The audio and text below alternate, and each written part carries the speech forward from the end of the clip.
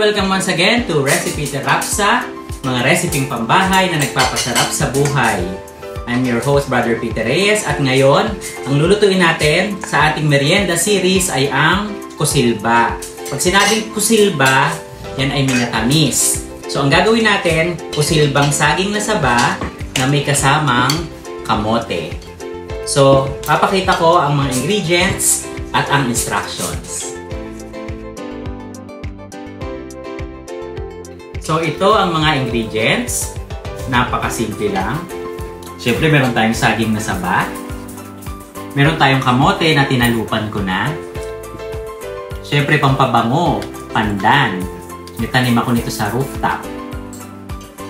At asukal na segunda. Pwede rin pula, pero ang gagamitin natin ay segunda.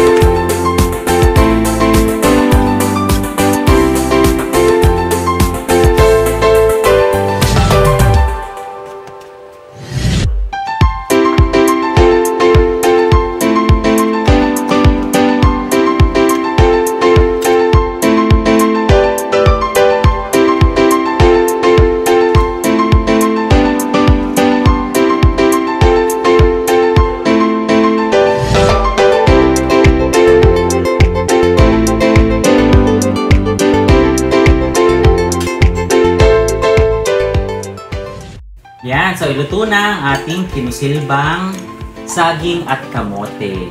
Yan, titikman natin. Trivia muna, alam niyo ba na ibig sabihin ng kusilba or kinusilba ay pinreserve? At nang malaon ay ang nangyari dito, pag sinabing kinusilba or kusilba, ito ay minatamis. Makes sense naman kasi pag yung mga strawberry preserves natin, parang pag minatamis siya, nape-preserve talaga ang mga pagkain. So, pag sinabing kinusilba, ay minatamis or pinreserve.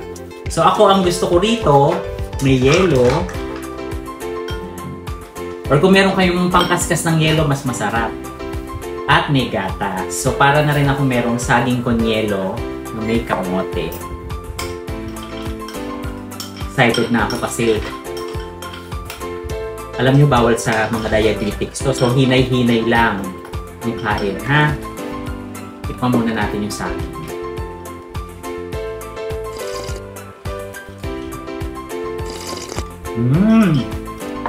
Masarap talaga. Tikman naman natin yung kamote.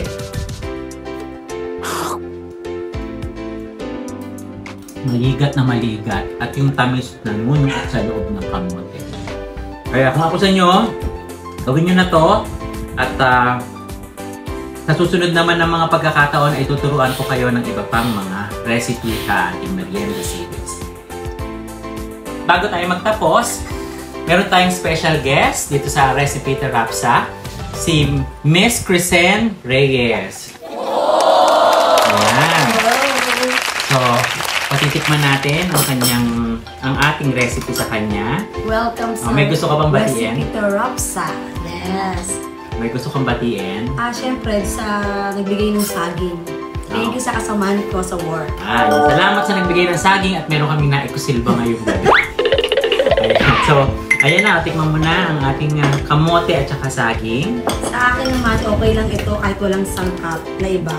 Walang gatas. Walang sahog. Walang gatas. Tsaka medyo mainit. Okay na yun. Ayan, so hintayin natin ang kanyang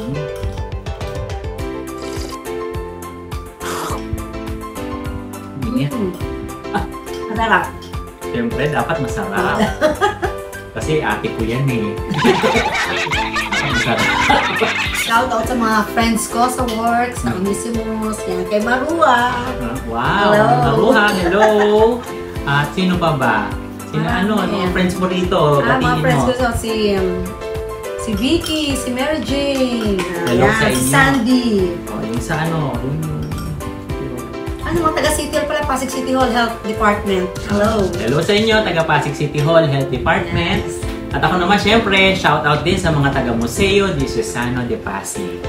Ayan. So, salamat sa iyong pag-guest sa ating show at hanggang sa muli. At again, don't forget to like, comment, share, and subscribe sa ating Recipe Rapsa. And don't forget to hit the bell button para sa mga latest update. Kung meron kayong mga requests or meron kayong mga comments, just comment down below at titignan natin kung magagawa natin at pagbibigyan natin yung mga request.